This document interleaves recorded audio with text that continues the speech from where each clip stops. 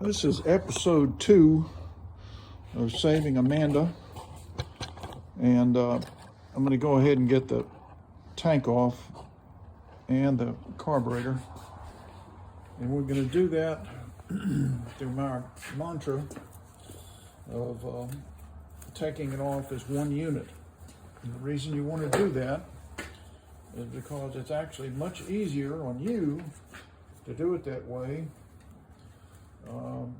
than to be messing with hose clamps and leaking fuel and all that. So the first thing we're going to do is remove this tank, and let me show you that. You see that plastic right there that's going in that slot? There's a slot there. Maybe you can see the slot better that way. And watch, I'm going to lift up on this. See that? See how it lifts up? That's designed to just pop out, and it's true on both sides. So it's going to grab it over here and lift this side up. See? And so what you do is you wiggle it back and forth while you're lifting up on it, and this tank, these plastic clips will just pop off, and then you can lay your tank down here. And somebody has gone into this thing. I was thinking they hadn't gone into it, but they had, because that hose clamp has been moved. It's not where it is. It's pushed off to the side, so that's not good. But at least the parts are all here. So now, I think there's a little bit of fuel in here. Let me see. Yeah, just a little bit. I could probably just pop this off and without much spillage, but I did want to show you this. So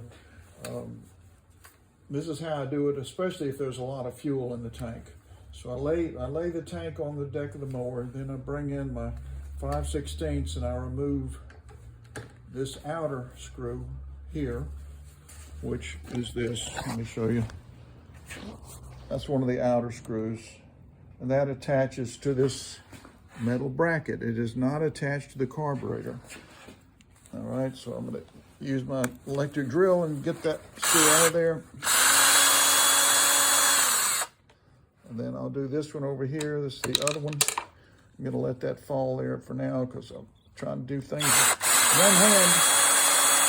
And there's the other one.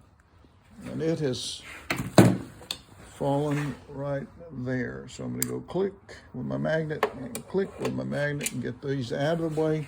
And now you get your 9/32 socket.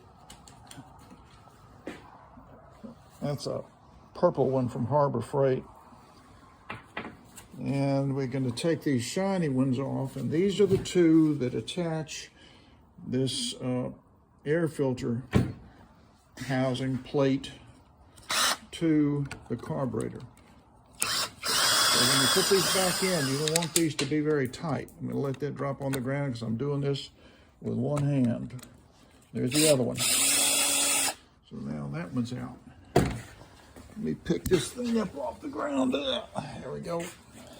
So I've got these two out. I'll put that with the other ones on the magnet right there. Okay, so now this plate will just come off. It pops out, and you can see seeds and stuff are blown up in there, and we're probably going into the. Yeah, see how dirty that is? That's because it was leaking around the back there and pulling in air, unfiltered air, under the filter. And so it's sucking in all that dirt. So this tube has got to be connected to the back of that plate. So don't forget that. So now we can grab this carburetor and wiggle it off. And it looks like somebody has gone in here, because I don't, man, that's a loose fit. I don't think there's a gasket in there. So now we can start to turn, and we're going to first remove this linkage from the muffler area. So we're going to turn and pop that out. It's the thinner one. Now it comes right out. And now we can swing this whole arm out and make this L turn easily, like that, okay?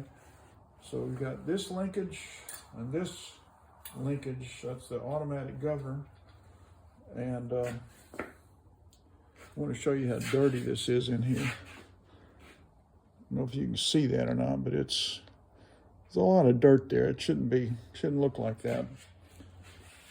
By the way, this is the hose clamp I was saying that had been moved. So somebody has gone in here because they moved that hose clamp.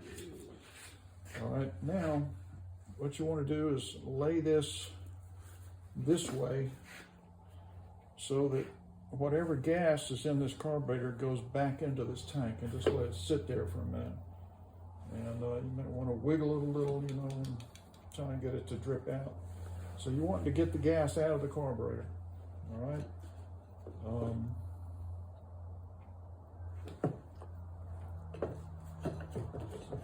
I think without too much trouble, I can get this out now. You want to kind of angle this down. See how see how it's starting to come out? Just work it around way down that way, then way up this way. You kind of mushing that thing around to get it out, and here it comes. Now, see how I've got the tank tilted back so it's not going to leak out that hose. So I haven't had any spills yet. I'm always trying to avoid that. So let me get my I'm going to step out of the camera for a minute because I've got to get this oil out of this, or excuse me, get the gas out of this carb.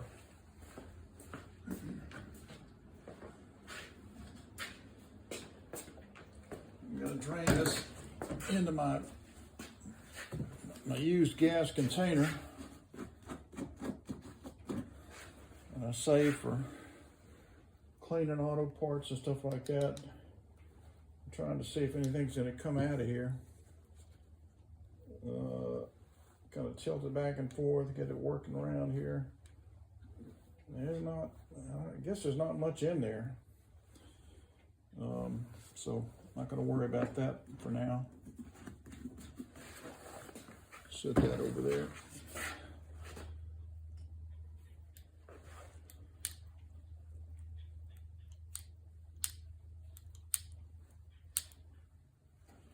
That thing is not really, there we go.